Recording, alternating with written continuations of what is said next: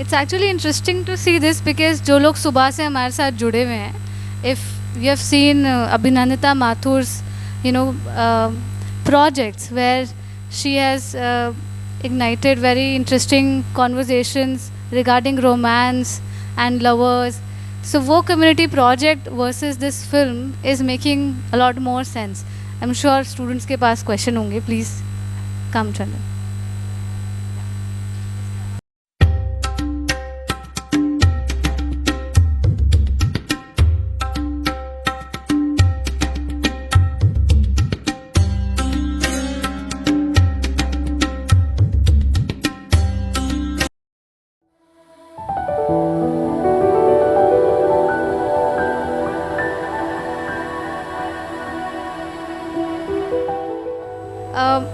Mr. Chandan Gomes is an independent filmmaker and photographer from Delhi. He has read philosophy at St. Stephen's College. Chandan has won numerous awards and fellowships and has been exhibited widely in Kochi Miseries Biennale, Photo Fest Biennale, Serendipity Arts Festival, Asia House, London, and many countries like Istanbul, etc. His most recent exhibitions were held at Printed Matter, New York, MMAG Foundation. He was also the artist at residence at the Center of Documentary Studies, Duke Universities. And we are going to see Chandan's first film, and he is working on his second film and dreams of opening up a stationery shop one day. So it's a very curious question we'll ask him. So with a huge round of applause, I would like to invite Chandan Gomes on stage, please.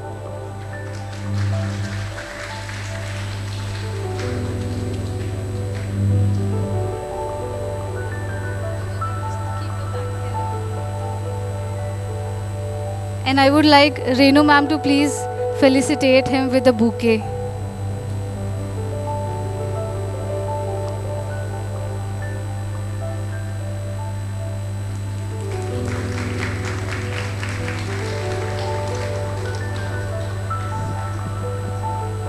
So maybe I'll hand over the mic to Chandan and understand the context a bit before watching the film.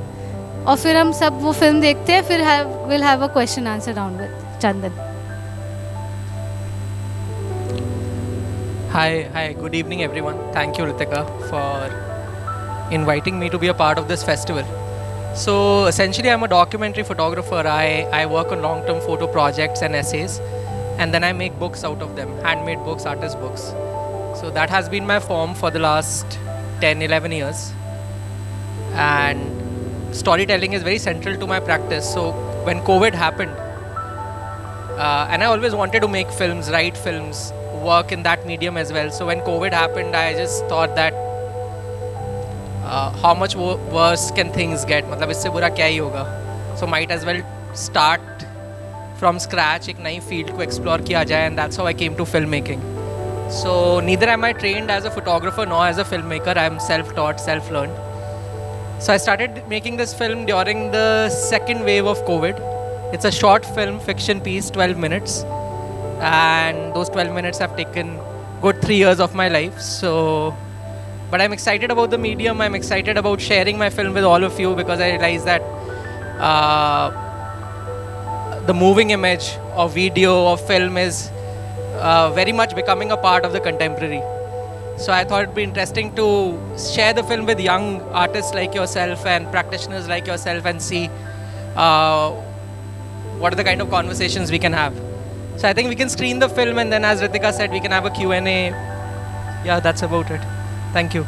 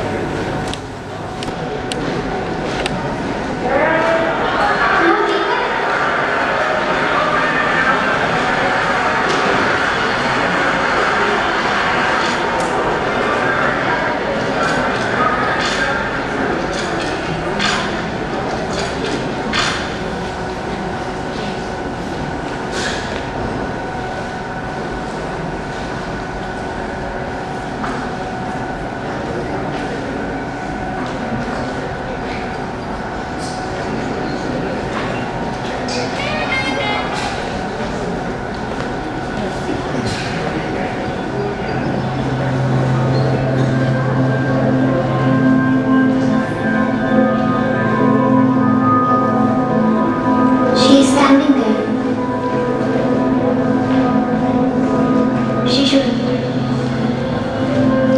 Everyone can see her. She must follow. Let it dream.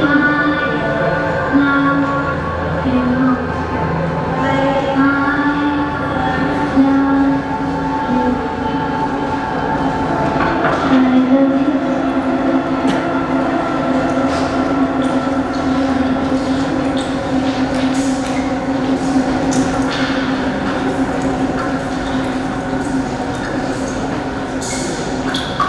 But for now, we wait. What is your name?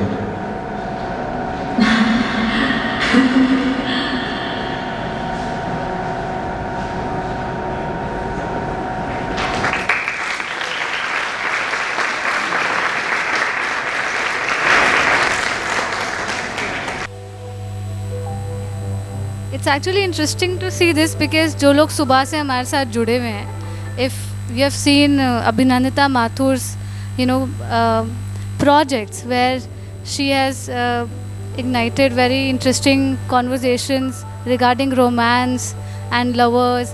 So वो community project versus this film is making a lot more sense. I'm sure students के पास question होंगे. Please come, Chandan.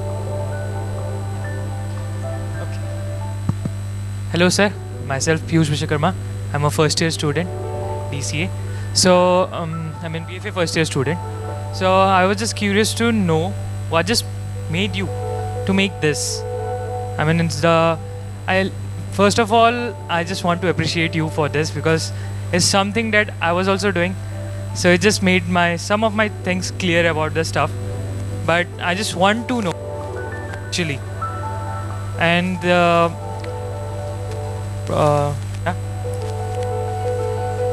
what was the inspiration behind this?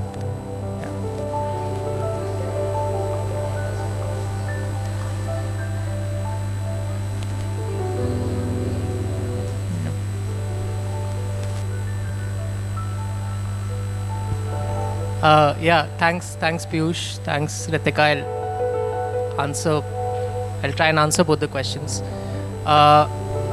So a lot of my photographic work, being primarily a photographer for over a decade, deals with the interiority of the mind, what happens in the mind. And simply because at some point when I was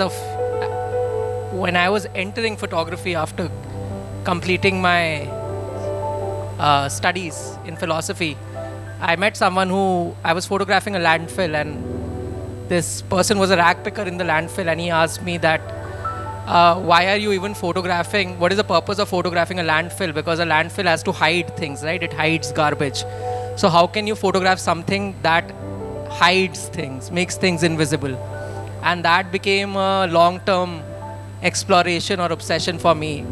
So I started photographing. A lot of my photographic works deal with what happens in the mind, from mental illness to illnesses of the mind like cerebral edema, which is swelling of the brain.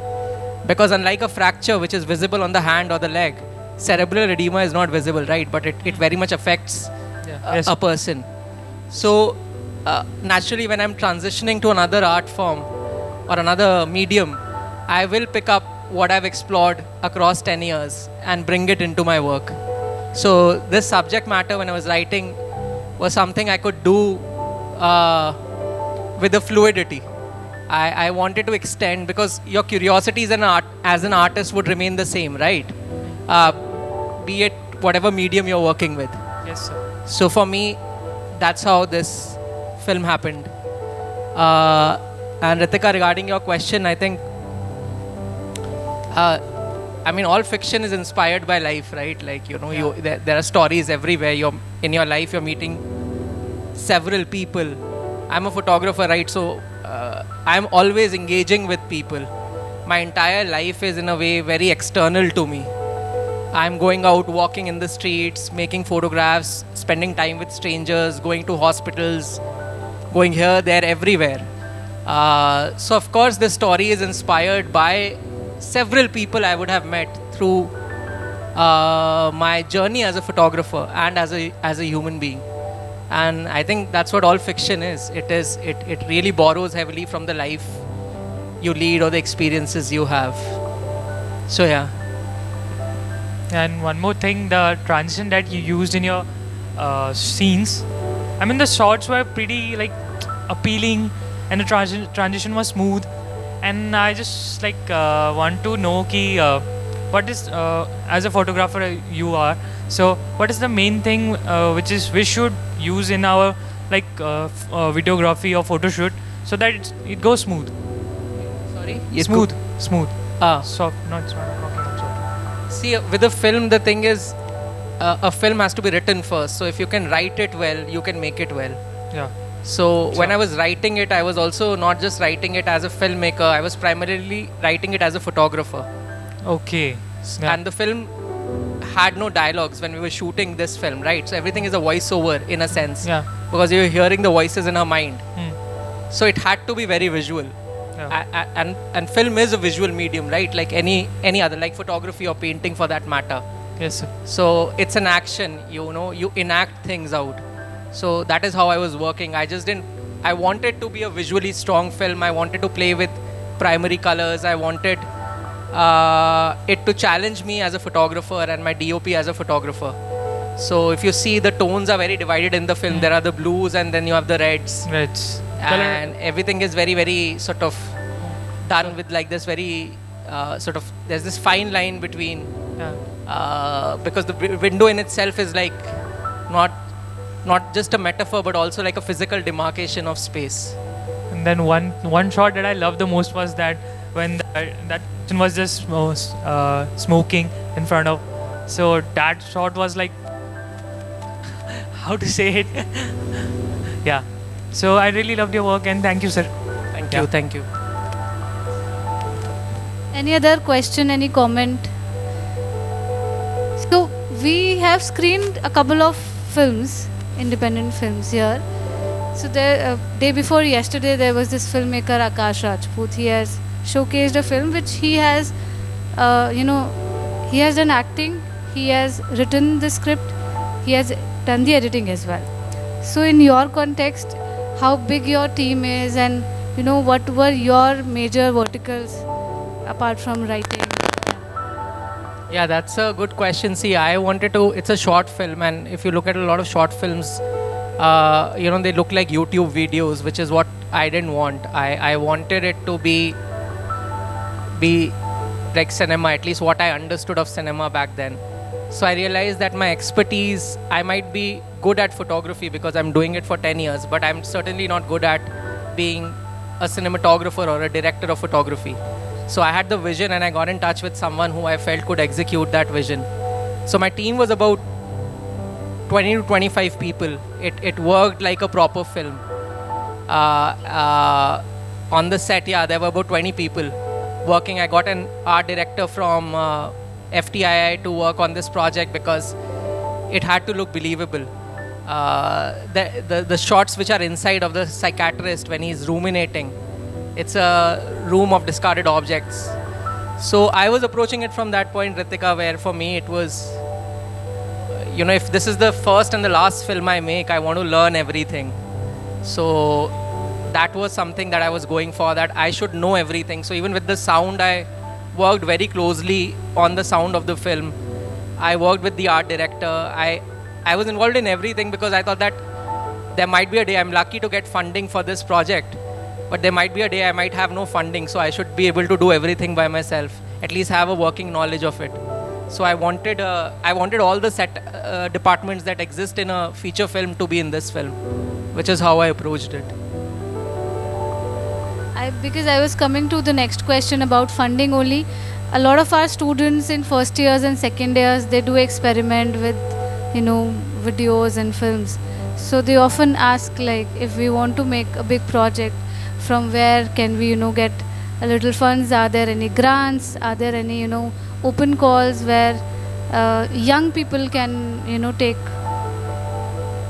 funds? Yeah, that's like an eternal struggle. Everyone, when I was starting out, I was also very lost. But I think the question is, what is important is to think, what is it that you want? You play the long shot. At least that's what I realized, that you don't think of the next 1 year or 2 years. Yeah, you think of it in terms of survival. But you try and think that, okay, 10 years from now, where do I see myself? So when I started working as a photographer, that was what I was thinking. That can I do the stories I want to do? Can I travel this country and make photographs? Can I afford even traveling in this city? So I did everything. Yeah, I started out working as a intern with a newspaper, then as a stringer. I was handling the crime beat for local Hindi newspapers. Then I went to HT City where I was doing page 3 photography. Then I stumbled upon the art world, which I had no clue about. I started working with a gallery. I started applying for grants. And that's how I started funding myself. I also did weddings in the middle. Basically, you have to hustle, right? You have to do everything.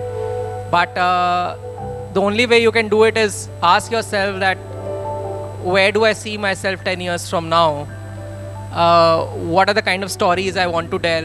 What is it that interests me as a human being, as a person? So that's where I went. And for this film, I got a grant from an organization who wanted to fund my photography. And I requested them that take a gamble and fund my film. So there was a lot of back and forth. But I didn't wait for them. What I did was, whatever money I had, I invested and I started making the film. And once I gave them a proof of concept, they really liked it and then they funded me. So if you basically want to do something, you put things at stake, right? So for me, whatever savings I had from whatever exhibitions, print sales, commission works, grants I had got, I put it out in the film and then started working from there, because independent filmmaking is a very difficult space. You're always clamoring for funding. Yeah, definitely. I mean, there are alternative practices and an artist make those choices to, create the fund on their own, correct? Any other question, any comment? No. Thank you so much, Chandan. Thank you so much for the lovely conversation.